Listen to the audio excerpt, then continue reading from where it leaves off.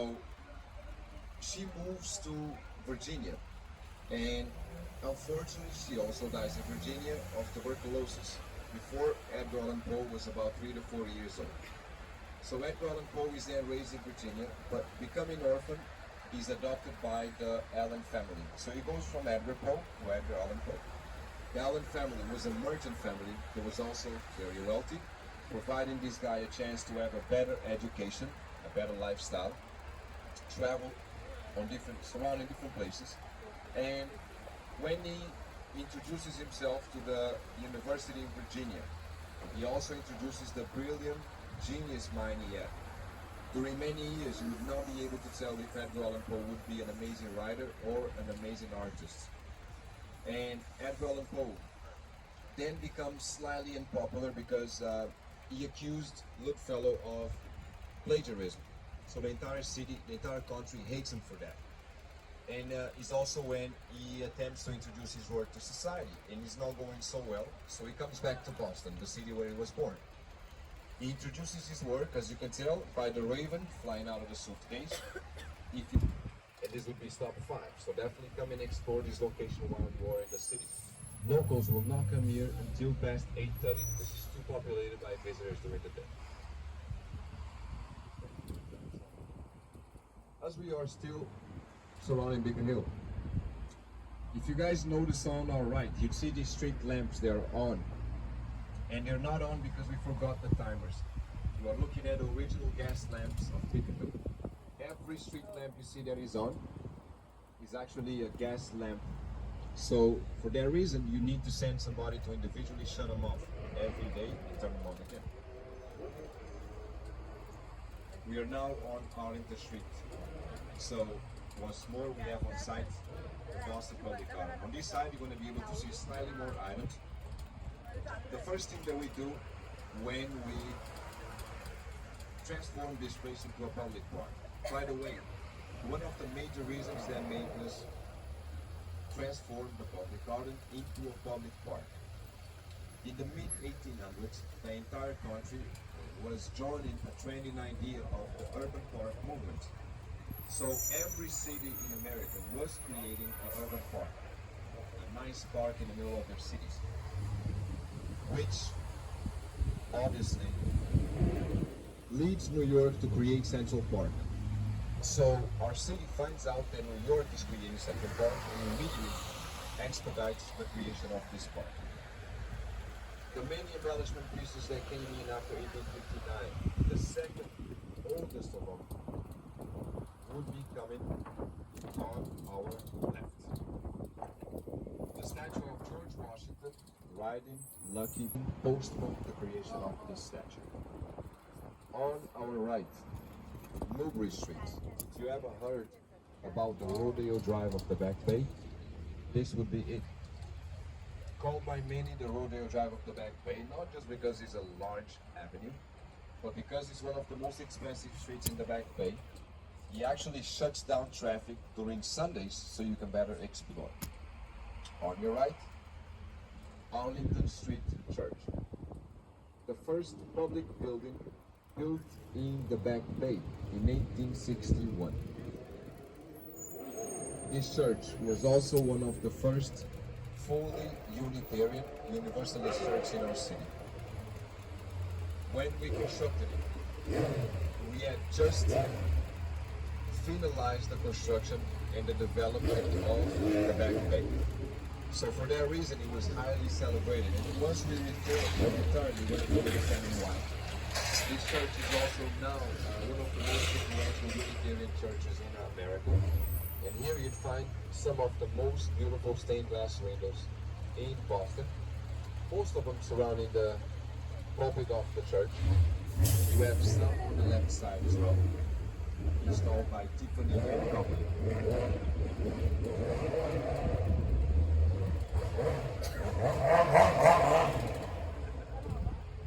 Just noise, no speed. Just noise, no speed at all. Even though it sounded like a nice 1,000. Coming up on our left, the Boston Park Plaza. When we created this hotel, it was known as the Statler Hotel. And the hotel you see, when we created it in 1927, this was the first hotel in the world where you'd find a radio in every single room for the first time.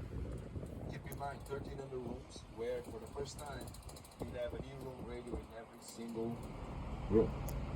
And also, the next time you use the do not disturb signs you place on your hotel doors.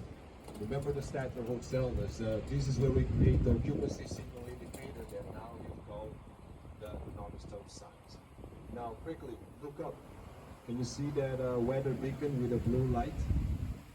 If you've seen the beacon, you have now officially seen the famous weather beacon of Boston. A beacon that sits on top of John Hancock Tower and forecasts the weather, telling you what to expect for the next couple of hours. The reason why we saw a steady blue, because we were expecting a clear sky. But the way it goes, you see flashing blue, and don't worry, I'll try to point out the beacon once more from a further distance so you can see. If you saw a flash adentro de la iglesia, podrías mirar más de 7,000 tubos de orden que todavía toca como que solo por la pared de la iglesia. Muy, muy linda. Esa ya fue botada 2 veces, una de las 10 de los 10 edificios más importantes de la historia americana. That becomes also the first Victorian neighborhood in Boston.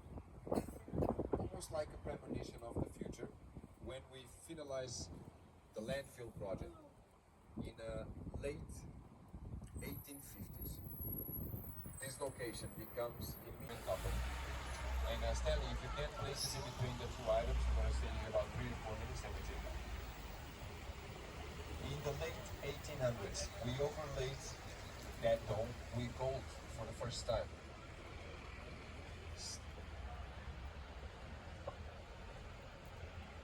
Stanley, we were supposed to stay here for about 3 to 4 minutes, but now there's no point, we have to take off. So grab your pictures.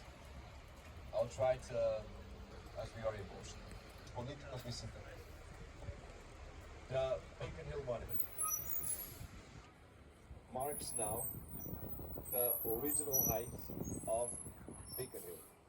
So the height of this statue tells you the height of the hill originally before we started demolishing the hill and eventually used the dirt to fill up some of the landfill project. So if you guys remember the landfilling project, a lot of the dirt that was used to fill up different portions of our city was coming from this hill.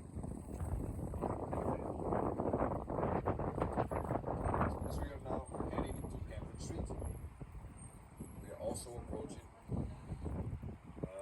Congress Street.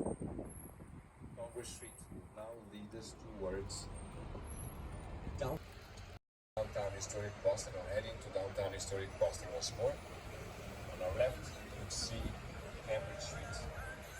If you took this street to the left, you guide you towards Longfellow Bridge. Longfellow Bridge will be the bridge that walks you to Cambridge, but also right besides Longfellow Bridge, you now find Mass General Hospital. Mass General was the first place, or the first hospital utilizing ether as an anesthesia. It is also where we found the Angel of Death, one of the worst proliferous serial killers and the most proliferous serial killer. As we do so, we are going towards Congress Street. Now we're going to try to show you the window that changed the course of our history very soon, so bear with us. And as we get to that position, it's going to identify a blue billboard coming over.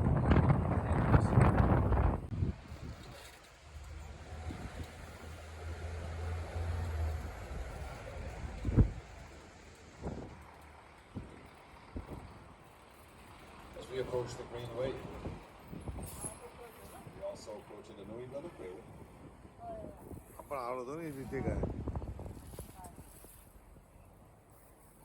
And by the New England Aquarium, you'll also have some nice places for a meal, which would be illegal seafood, the chart house provisions. I'll be pointing them out to you very soon. Also, besides our stop number one, you are besides the entrance to the North End. So technically, the best location to explore the North End would be from South Point.